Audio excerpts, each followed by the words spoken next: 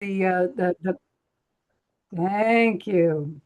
Now move into the major part of the agenda. Thank you, Jess. Always forget that hit record part. And what we wanted to do is really just provide a sort of an orientation to planning for the retreat, with the recognition that I think our next earliest retreat is not until early in the fall. So we'll be coming back to this again in August with more details.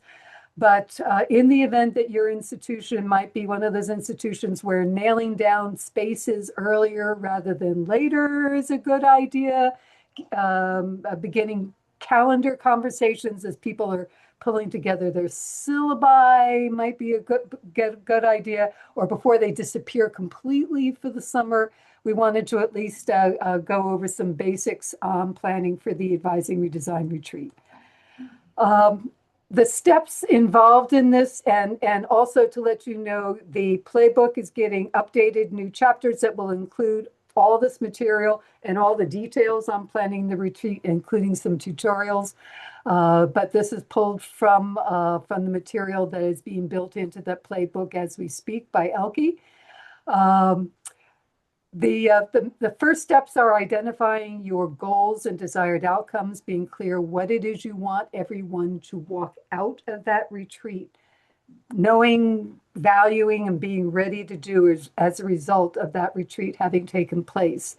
On the basis of that, you'll be working to set your agenda with the task force activities, and making decisions about whether you're wanting to do this as a one-day retreat for the full task force and steering committee, or a one day for the whole task force, followed up by a 2-hour meeting with the steering committee the next day. Then the decisions on meeting logistics, technology, spaces, food, travel, etc. We'll be getting in August more into preparing for the work for the retreat and the following up on the outcomes. But today we're going to focus a little bit more on the goals, the agenda, and the logistics. So goals. From the point of view of the Gardner Institute and the Advising Redesign team, minimally, we think that every institution will want to see this as an opportunity to re-engage your committees in cross-committee conversations so that you can clarify your challenges and recommendations. The retreat is critical for identifying and achieving consensus with the committee on final recommendations, identifying the top recommendations from each of the committees and building consensus and momentum for change across the entire task force, and then confirming what the timelines are going to be for completion of the comprehensive plan. But we also encourage each institution to give some thought now ahead of time to, do you also have any institution-specific goals that need to be in people's minds as you're both planning for the retreat and also as you're having the retreat conversation? Is what you're doing perhaps wrapped into a QI or a quality initiative, or part of a strategic planning process that needs to be embedded? Give some thought at this point ahead of time to, are there institutional goals that need to be met as well? And if so, how do you and your Gardner advisor want to talk together about building those into the agenda for the retreat to ensure that people have those institutional goals in mind as well? We have what we refer to as a template for the task force and the steering committee retreats.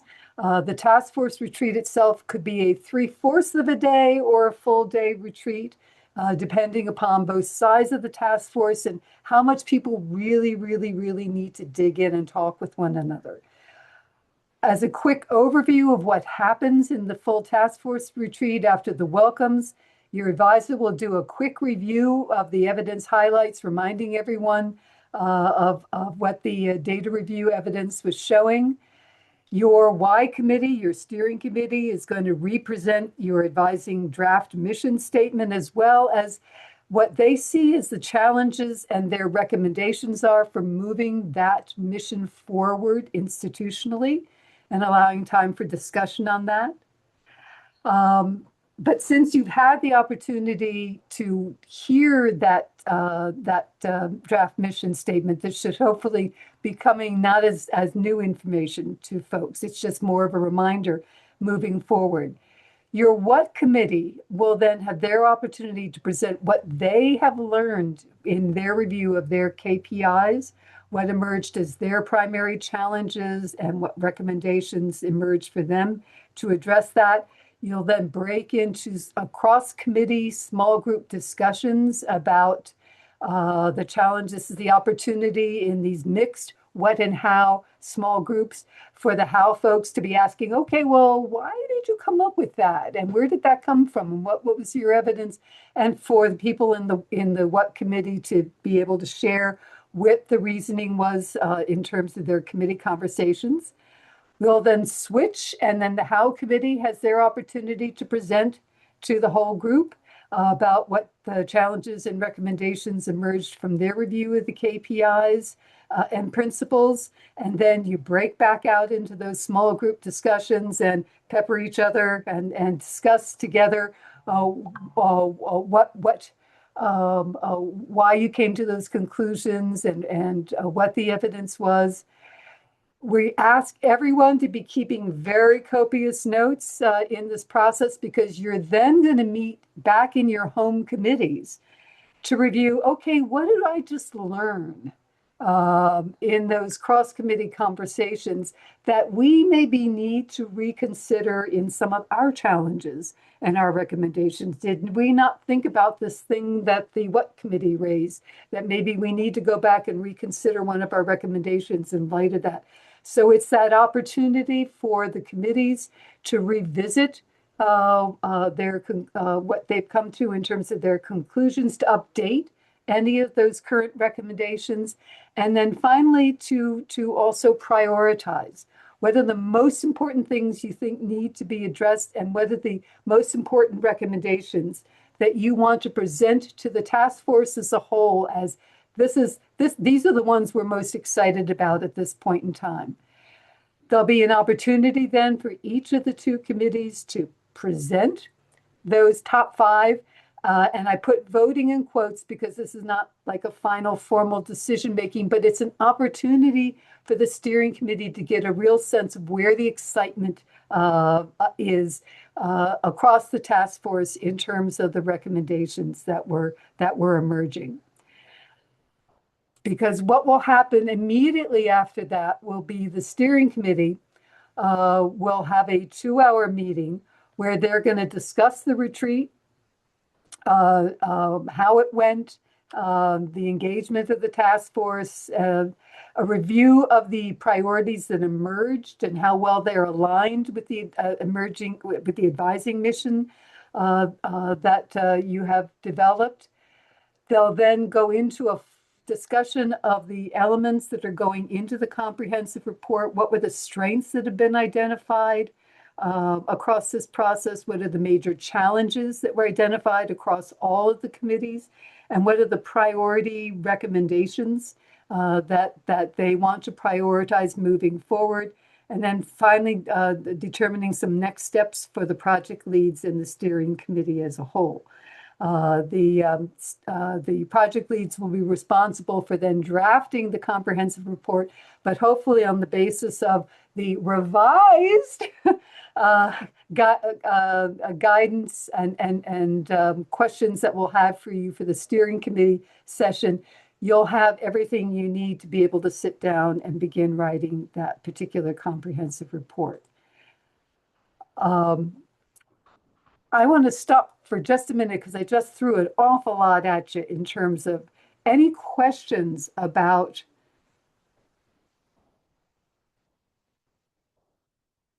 the goals, the overall goals for the retreat and or what we think is happening. I know it's all very hypothetical for everyone in the room but Brooke.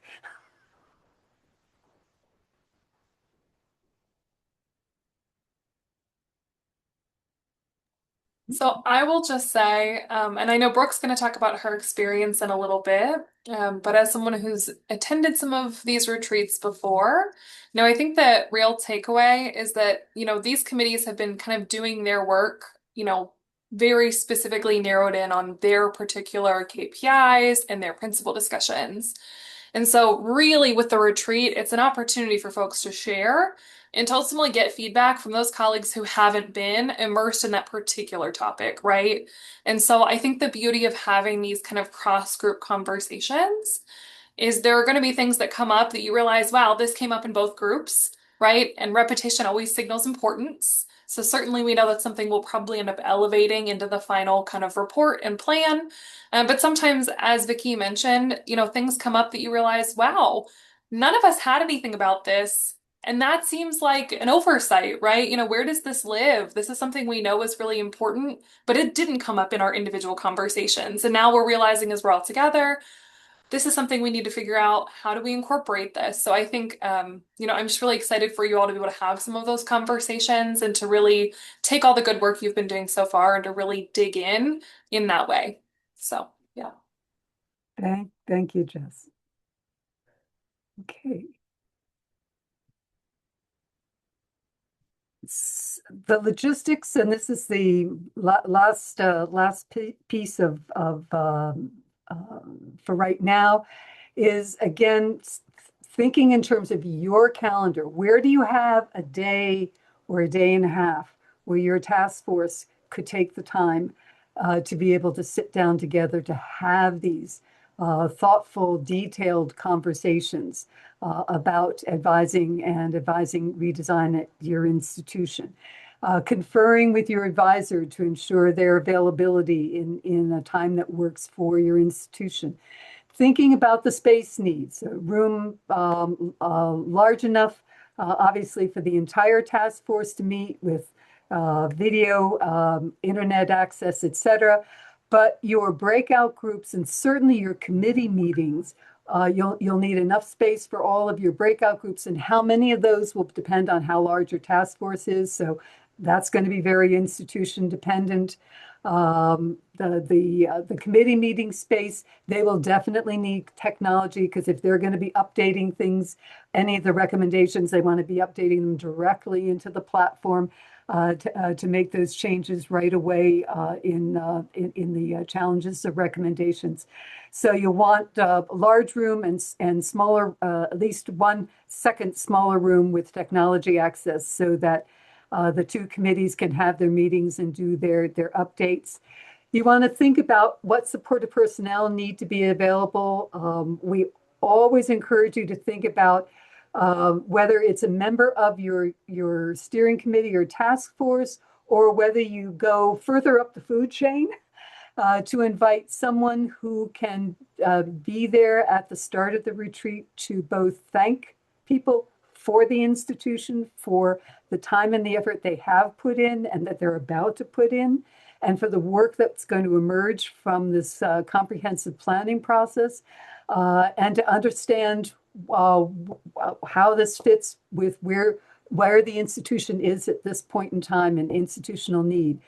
In particular, if you have another institutional goal that you're needing to check off on your list of making sure that people are aware of where this fits, of where this retreat planning fits with a larger institutional goal, thinking about who that institutional spokesperson might be can be a way of getting two things checked off with one person.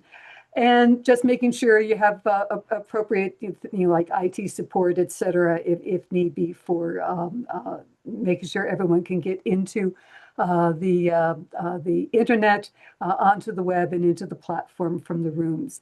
You're going to want to feed these people if they're giving a full day of their time, minimally some snacks or breaks for morning and afternoon, and a lunch.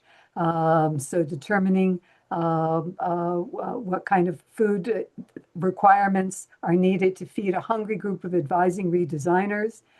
And then we'll be getting, in August, we will pick up again to go into more detail about preparing for the retreat. And as I said, and a lot of this detail will be available in the playbook that Dr. Burnside has assured me we'll be potentially ready within a week. So we're very excited to be able to send you out those updates.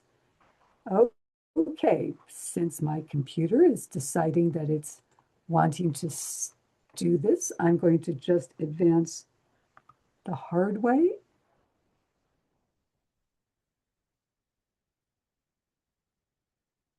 All right, and I'm now going to turn it over to Brooke Buffington, Associate Vice President for Career and Professional Development at Mary Baldwin, who has graciously agreed, and I absolutely honestly share the warts and the successes. But in particular, things that you think are important for folks to be thinking about as they're starting to plan their retreat. And thank you again, Brooke. Sure, I'm going to speak from my experience. So everybody's team is different. So take what is most helpful to you and, delete out what is not going to be helpful to you as you plan your retreat. Some of the key takeaways that I had and the team had upon walking away from our retreat are it is a long day. Vicki mentioned the kind of the 1 day versus 1.5 day options. Looking back, I'm not certain I would go with the 1.5 day option if I had to choose, but I would have to consider whether that would be the best choice for the steering committee, but I definitely would make sure to inform the steering committee that their day is going to be significantly longer than the rest of the members of the retreat and kind of mentally prepare for that. And if you do feel like you have a steering committee that's really large or maybe might be fatigued by the end of the day and that their kind of value is going to diminish in what they're able to process and discuss, that 1.5 day retreat might be better because they can come in having processed overnight, because some people are really internal processors and they need that time. When you do the 1 day retreat, you don't have a lot of internal processing time. You're moving straight from the discussions, the summarizing, the key highlights and points into, okay, what do we do with this next? And what does it tell us and inform us for the future? So just knowing, I think your team and your group, I think is important in deciding whether you want to do the 1 day retreat or the 1.5 day retreat, because you want to make sure that steering committee time and all of this kind of cumulative effort really has the time to come out of the retreat with some substance. The other tip that I think is really important, because it was helpful for our subcommittee leads, is giving them enough time to put together strong presentation materials. So, and for our group, letting them know they don't have to replicate what's on the Gartner platform with the KPIs. They can summarize, they can highlight, they can put all of their KPIs on there, or they can put the ones that really stood out as a part of their discussion. It is really the subcommittee lead's job to take the lead on what information based on those meetings that they've had is going to be most pertinent for the retreat. So that's one of the things that I saw at first. I thought, oh, we just need to kind of copy paste into our presentation slides. And then, right, kind of 48 hours before their retreat, they were like, oh, we have the freedom to go in and kind of make these our own.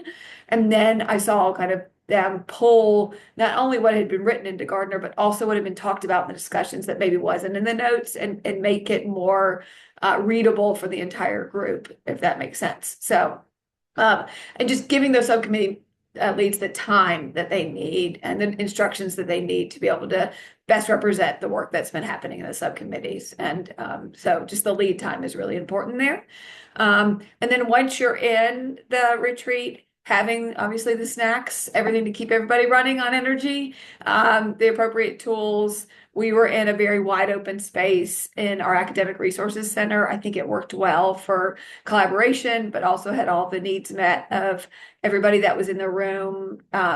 Just anything with hosting an event, dietary restrictions, things like that. How do we just make sure that everybody feels supported and served in the space? Just as we would do for any event, because that's when we're going to get the most engagement, and we're going to get the highest level of engagement out of.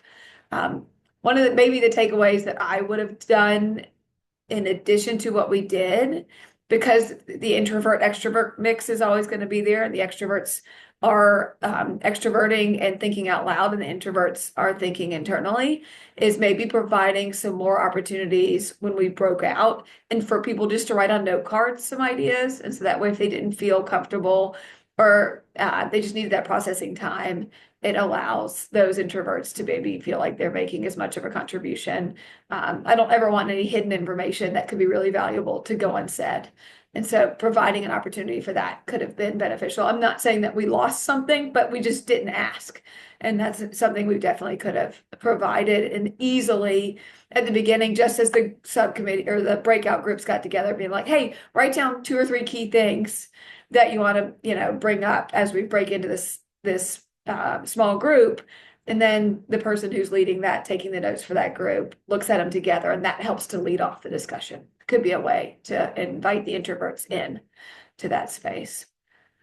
So those are my kind of key takeaways: is prep time for the subcommittee leads, because ours felt a great deal of responsibility to make sure they delivered good information about what had been discussed and the findings that they had gone through.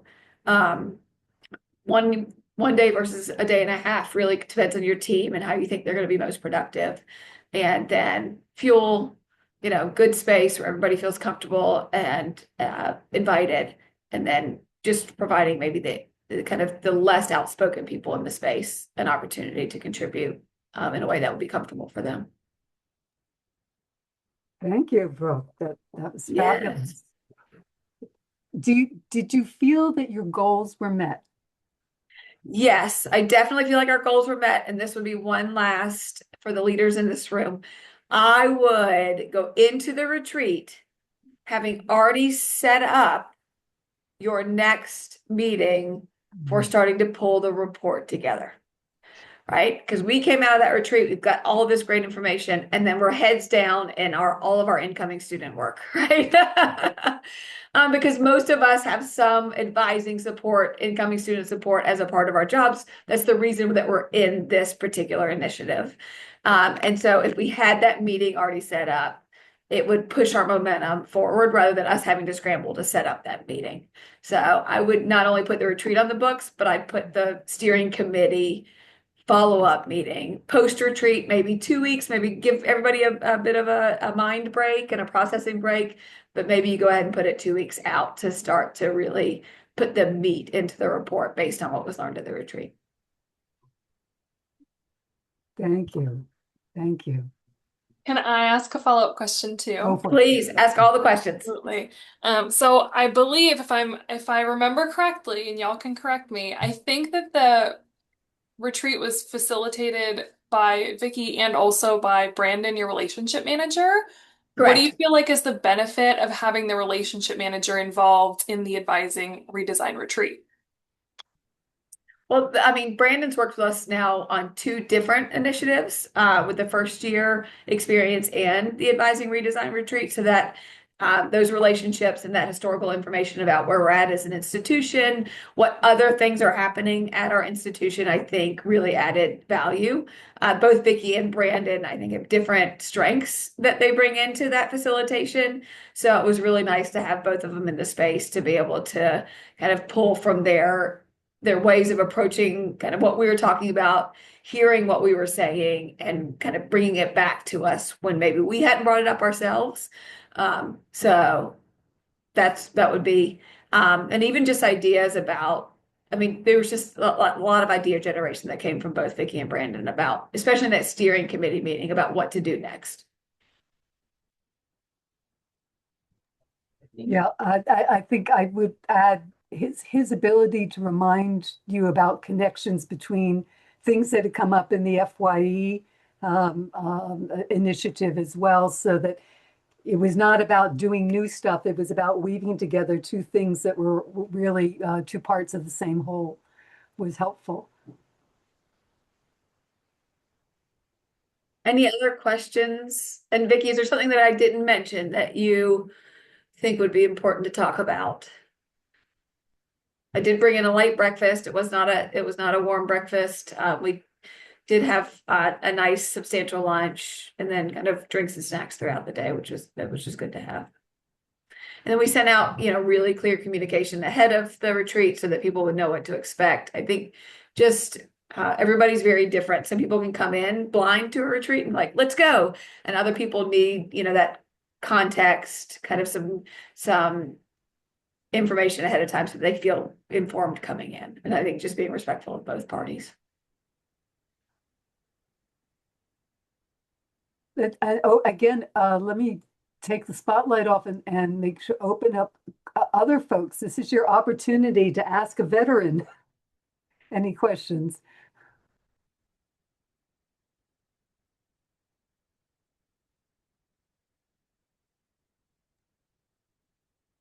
Your retreats are going to be great. Yeah. They will, they will indeed. I describe myself as a retreat junkie because there's just such an energy in that room at the end when you go through the kind of voting thing and it's like, yay! And it was kind of exciting to see, in fact, that members of the group started manipulating the votes. Well, I wouldn't say manipulate. What they did was they found ways to actually combine recommendations from different committees so that ultimately all the recommendations made it into 5 buckets as a whole. So it was lovely to sort of see that emerge as part of the group process of everyone being able to walk out with that sense of consensus going forward. But I do want to underscore Mary Baldwin had put themselves on an accelerated timeline to complete the retreat by the end of the spring semester, and we did it. Probably going into it, we were all saying, yeah, another 2 weeks ahead of time would have been helpful in terms of making sure everyone had the time, all the committee chairs in particular had the time for the training. So you want to build the time in so that everyone is confident walking in there knowing what the role is going to be. I think you folks did fabulously. Even with a quick 1 hour prep, we're done. All right, we're ready to go.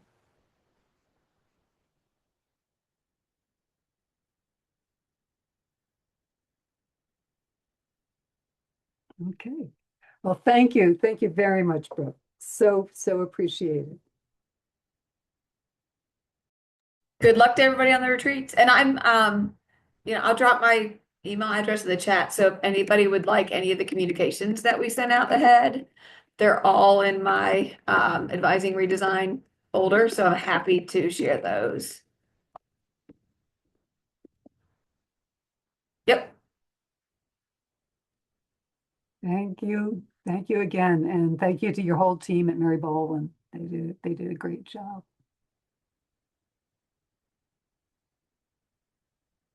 Well, before we break for the summer, any questions or issues for discussion, clarification that folks want to bring to the group based on where your teams are right now?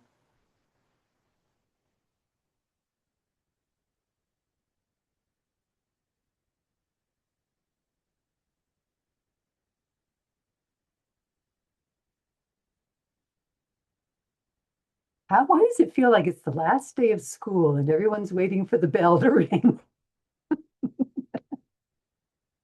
That's an accurate comparison. It is. But we have orientation tomorrow and it's pretty crazy. So. Oh my gosh. Yes. Yeah. Yeah. Recognizing that folks who are in the advising business, summer is not off time by any I stretch. know. Yeah, for a big academic orientation with quite a few students coming tomorrow, which is great. We're excited. Great. Well, with that, then I wish you all a lovely July, and we will pick up in August. Yeah. Look forward to seeing I'll you. stop the recording, but Vicky and I will hang out for a few minutes. So if you do have any other questions or concerns, feel free to hang around. So Thank you both. thank you all. All right. Thank Thank you you all. guys. Bye. Good.